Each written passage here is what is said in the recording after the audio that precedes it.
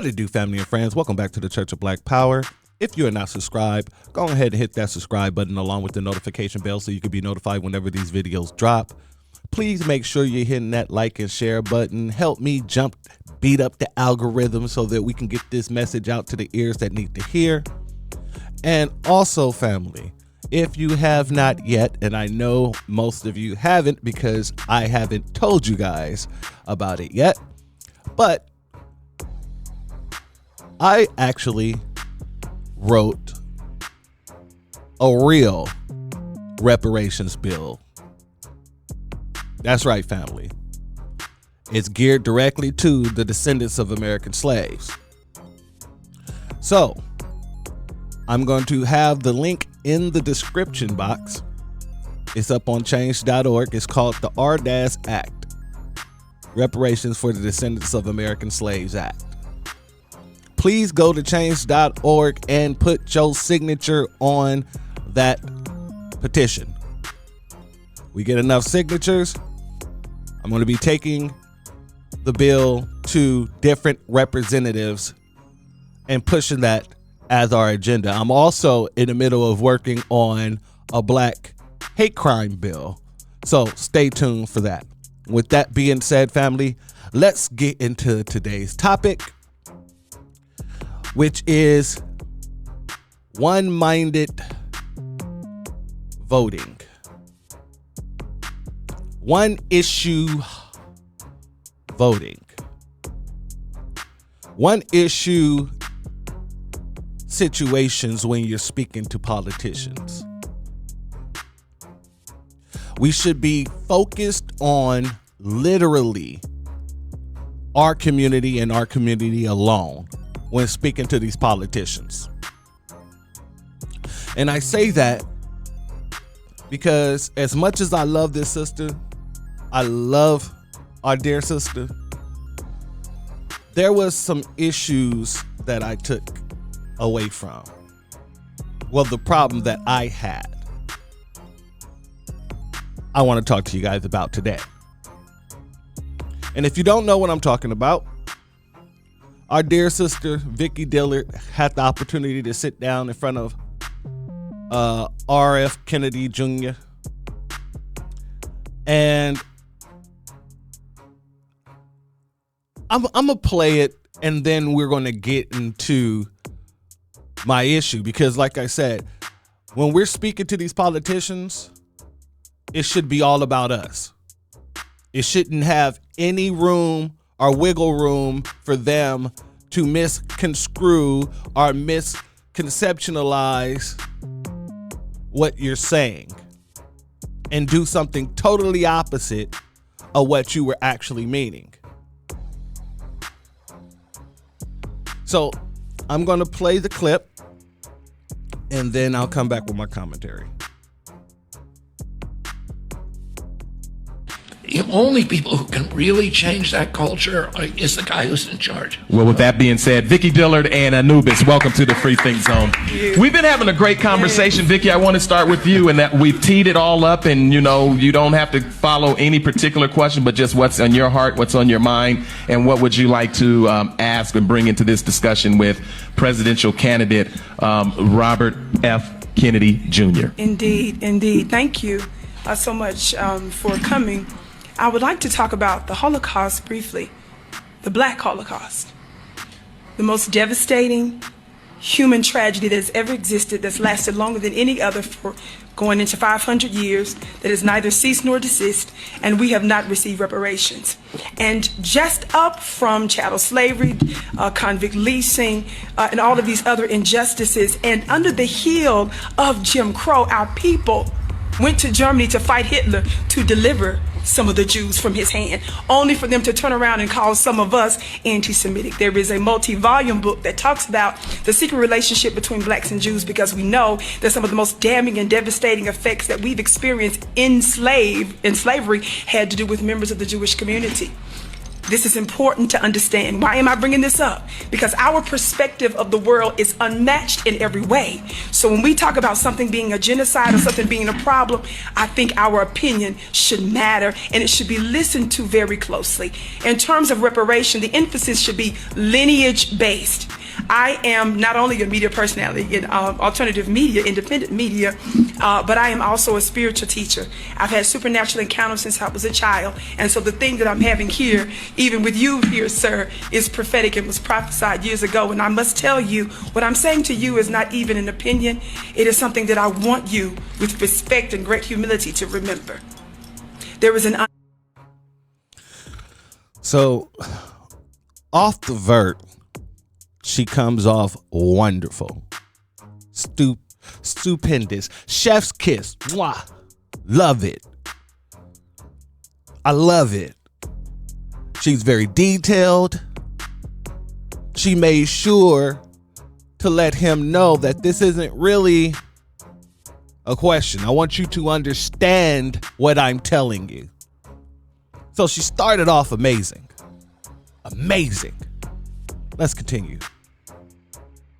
Seen government, and they're actually using you as well as your family.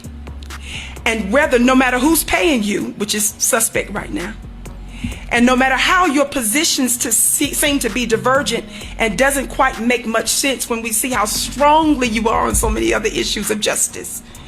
But when it comes down to the issues of reparations, and when it comes down to this notion of ceasefire, which is absolutely nothing at all, and your extraordinary and misguided defense of Israel, it is a serious problem. All right, ladies and gentlemen, that's where my problem comes in. Because what our sister just did was put ceasefire and reparations in the same sentence, as if that's what Black Americans are demanding, and that has nothing to do with Black Americans. It doesn't. It doesn't. At what point do we allow ourselves to be a singularity? At what point do we stand up and say, you know what, we're not caping for nobody else at all, until what we need is taken care of? That's what the Palestinians did. That's why they came to Mother Emanuel's church. They went to Mother Emanuel's church and they made a place where our family was massacred. They went there to make it all about them, all around, all the way across the world, which is disrespectful. When you look at South Carolina, when Brother Alpha and Greg Marcel Dixon and our other brothers and sisters was down there at a MLK Day event through by the NAACP, speaking up for reparations, they were trying to be louder than them about a ceasefire. So it infuriates me that even someone so beloved in the community would do the same thing that we've been fighting against for the past few years. Pulling other communities into our claim, our pain. Because she started off wonderful speaking about our pain. But that ceasefire has nothing to do with our pain nor our lineage. And what he's going to do is take away more of the ceasefire than the reparations, according to many studies. The last thing that they hear is what they tend to remember. Not saying he will forget about reparations, but he's going to think that ceasefire is more important than reparations. And that's why we can't be doing this. These Palestinians come over here and assimilate into white supremacy. They treat Black Americans awful. They take out the community. They disrespect so many people in our communities. But yet, we're still running around with this notion that we have to cape for the rest of the world. And I love Vicki Dillard. I love watching her shows. I love the gavel. I love taking them to court. Do not take this as a diss to Vicki, because it's not. This is a black brother trying to have a question answered by our community. At what point do we stop this nonsense of putting our pain on the front line for other people to benefit from our pain that we were the only people that actually went through? We the only people that went through Jim Crow.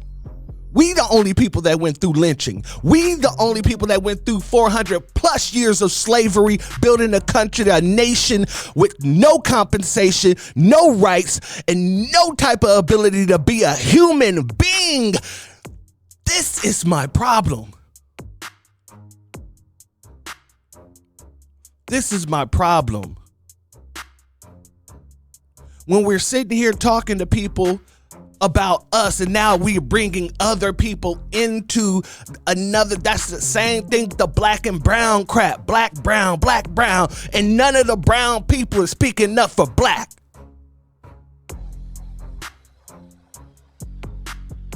So this is infuriating to me. It's frustrating that we're still, no matter how deep into the conscious community, no matter how deep into the black community, I don't want to say the conscious community because you can be in the conscious community or not, regardless. If you're in the black community, foundational black community,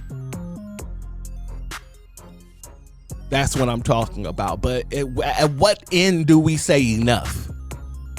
To what end do we say enough? I'm going to let our sister continue. I want you to understand that whatever you decide to do, whoever it is that's backing you, and whatever your thought process, and no matter what you think about it, you're supposed to represent the people. And the majority of the people are telling you, no matter what you think about Israel, we said no. And we want to hear you say what we say. And do you see what I'm saying? See, it's very, very frustrating to hear that. Because while you're talking about what people, the majority of people are saying, we're not talking about the majority of people. Let's talk about the majority of people in the black community. And the majority of people in the black community is saying reparations. We don't care about the ceasefire. We don't. This is just a fact.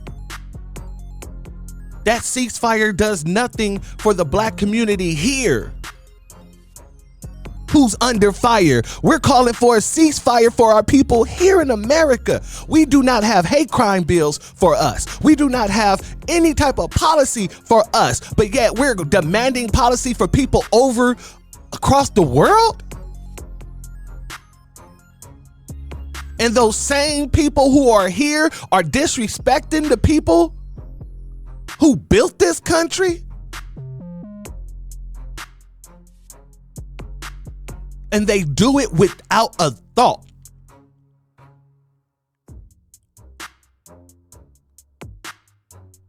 So it would have made more sense to expand on the reparations right there.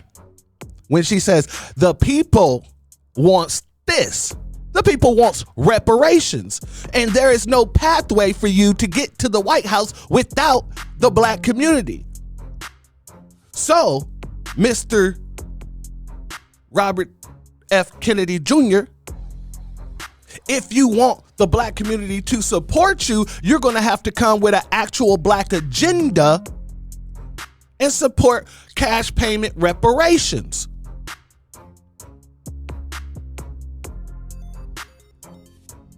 That's what I'm saying. And like I said, this is not a dig at her. Because like I said, I love my sister. It's a question. Why? To what end do we stop bringing these people into our stuff when they're not thinking about us. Not once have any one of those people came out talking about what benefits the black community or policy that could benefit the black community one bit. I have never seen it in my 37 years of life on this planet. I have never seen it.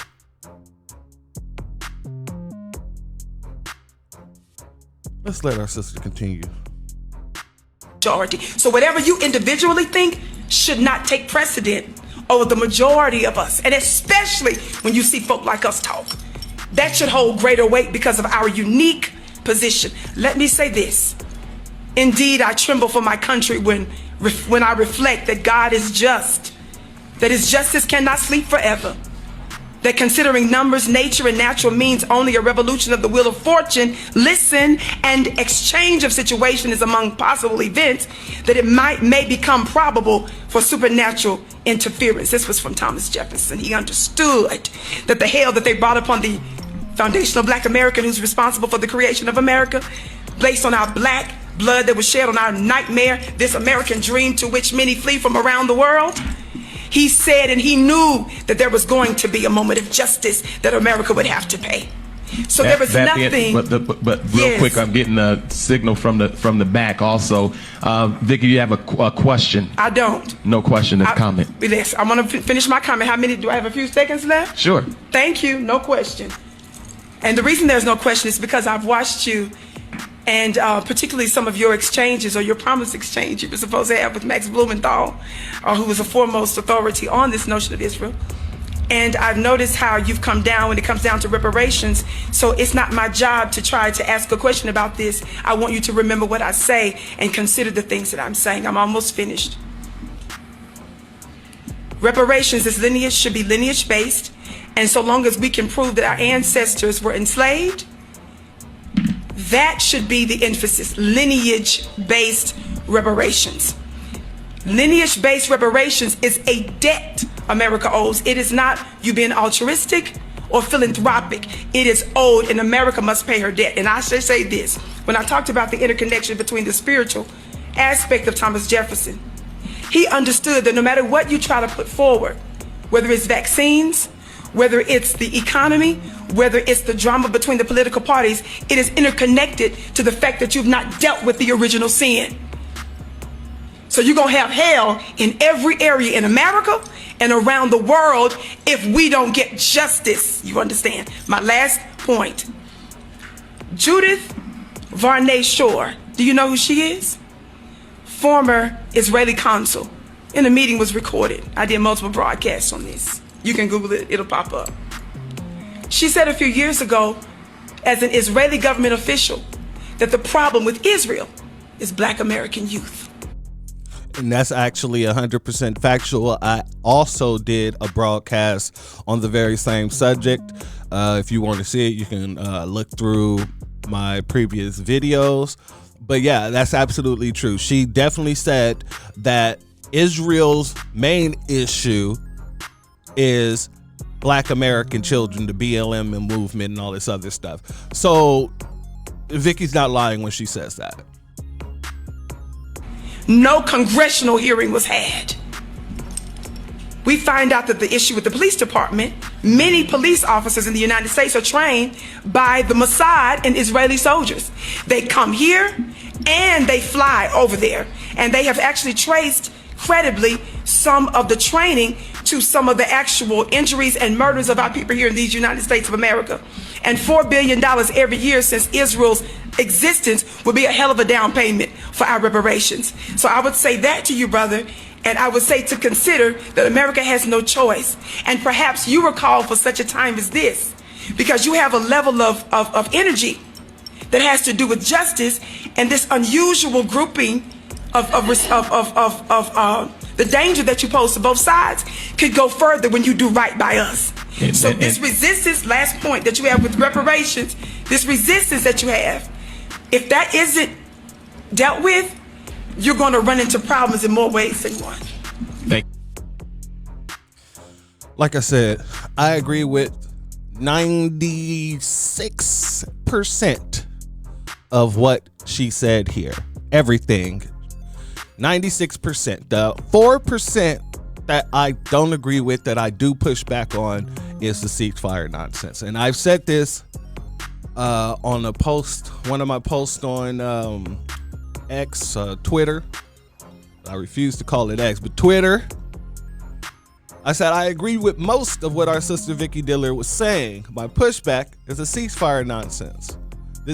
These very same people are going into places where our people was unalived, and to events about our people, trying to drown out our messaging for their own. Let me hit this other one as well. Quick. Yeah, okay. So, I'm not saying anything crazy, and I'm not hammering down on Vicki at all. I'm asking a very serious question. To what end? When are we going to take the cues that everybody else have been setting? Because everybody else is making sure that they exclude us, including these Palestinians. And if you don't know, go to Black Alpha Network's page and watch what happened when they went down there for Martin Luther King event, for the Martin Luther King event in South Carolina with the NAACP, and how those people out there had tables out there, which means they were sanctioned to be there. And whenever Black Alpha, Marcel, and all the other brothers and sisters was getting loud enough for people to hear the message, here come these people trying to get louder than them so the message can be overtaken. So these are the people that we're supposed to put on a cape for? I decline.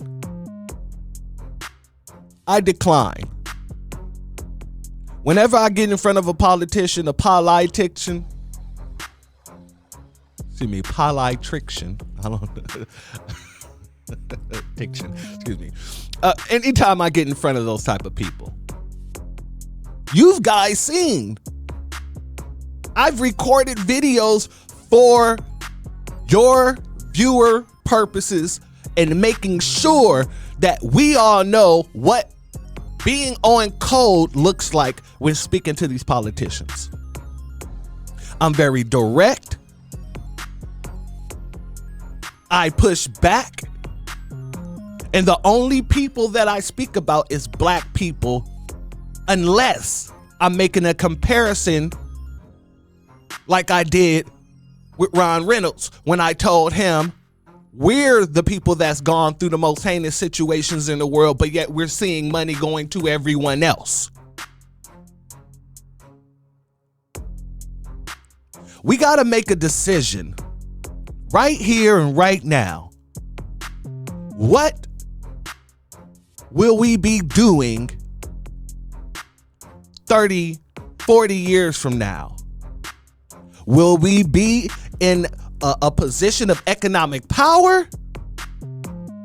Will we still be in the same conditions because we still putting on the same cape that most of us didn't took off? So now we didn't took off the cape, and other people in our community is like, you know what? Let me put it back on for a second.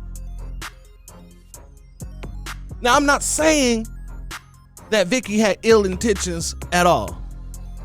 And I'm not saying that she's wrong in her interview, in her questioning, because this is her interview. She got the opportunity to sit in front of the man.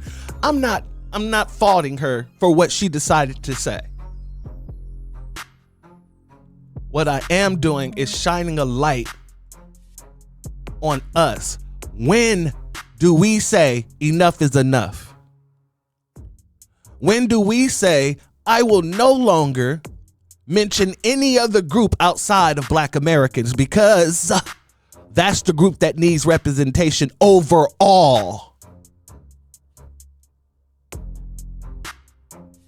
Overall, the news is already out here. The mainstream media is already out here making it seem like black people care more about Gaza than here in America.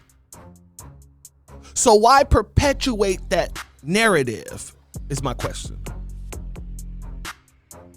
They're already spinning that narrative. Why perpetuate it?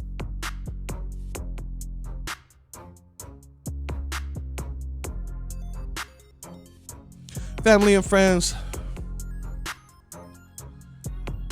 we got to make a decision, and we got to make it today,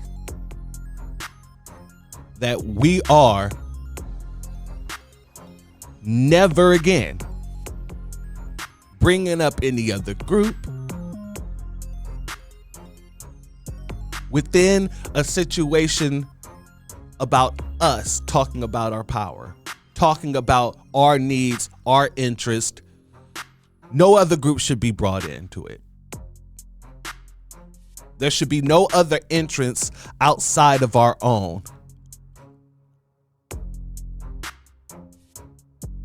And that's me being humble as hell, because I want to animate, but I don't want to be too animated so that people will be confused. I'm not angry at our dear sister. What I am upset about is that we're still holding on to being the savior for everyone else while they are holding on to being the villain. They're holding on to being the villain. You know how Batman don't kill people? Right?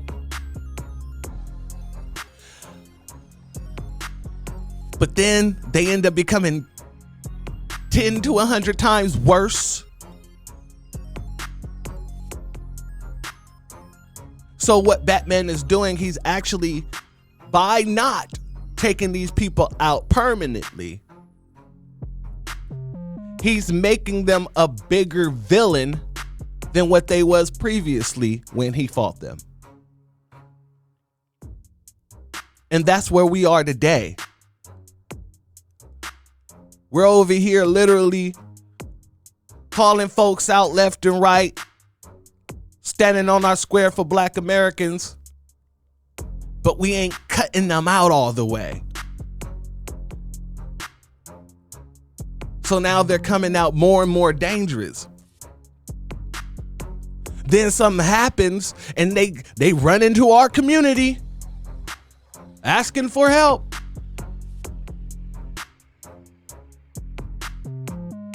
And many of us still help them. When does an eye for an eye take place? What about a tooth for a tooth? An arm for an arm, a leg for a leg.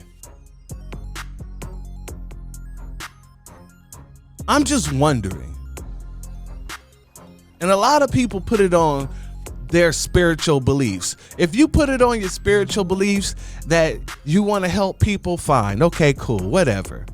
But also remember that in any religion, there's a time for war and there's a time for peace. In any religion, even if you're untied to a religion, if you're not tethered to a religion, guess what? If you practice spirituality, there's a time for war and there's a time for peace there too.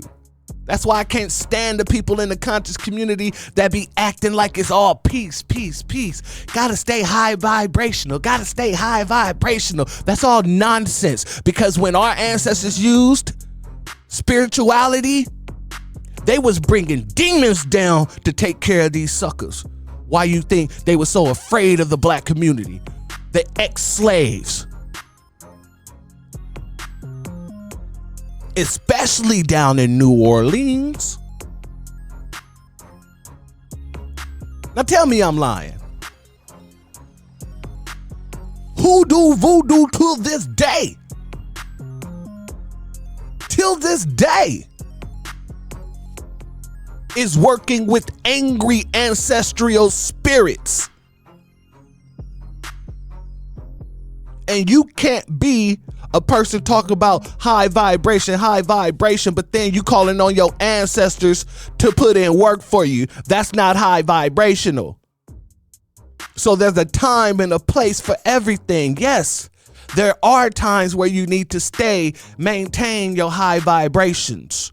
But that's usually around the time you get around people who are trying to pull you into a bunch of negativity. But when it's time for war, oh, you don't put on a high vibrational suit of armor. No. When in the Bible, for all you Christians, when it talks about Lot and him and his family being taken, what did God tell Abraham? You go unalive every man, woman, and child and pillage their community. That is in the Bible. And what did Abraham do? He went and unalived every man, woman, and child, and then pillaged that community and took Lot and his wife and kids home. No, took Lot. This before the Sodom and Gomorrah situation. Took Lot home. So when these people talk about you gotta be high vibrational all the time, it looks crazy to me. Because it shows me you don't know who we are, you don't know your history, and you don't know what you're talking about when you're speaking about spirituality and working with the ancestors.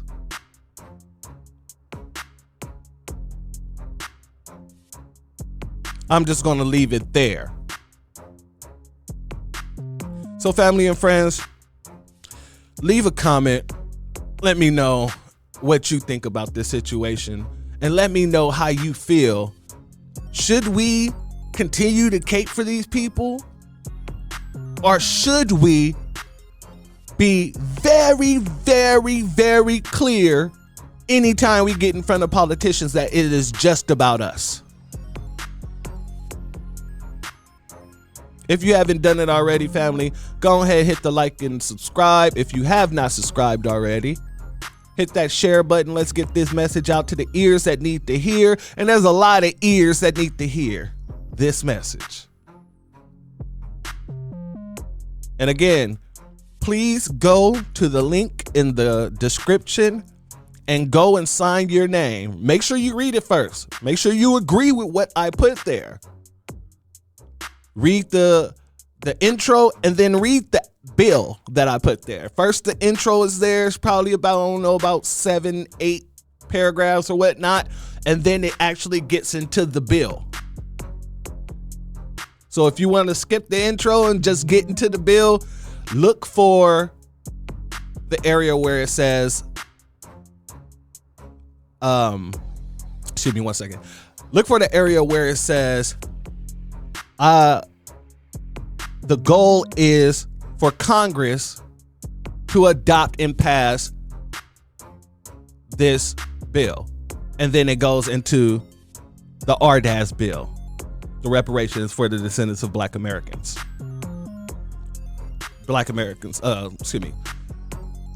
Reparations for the descendants of American slaves, excuse me. So make sure you go and read that. If you agree with it, sign it. And then share it with your family, share it with your friends, because the time is now for our people.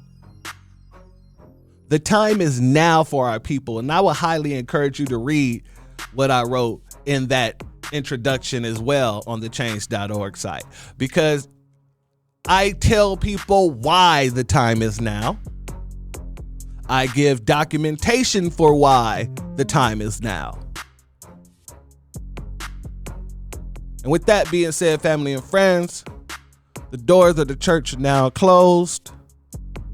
Peace, family.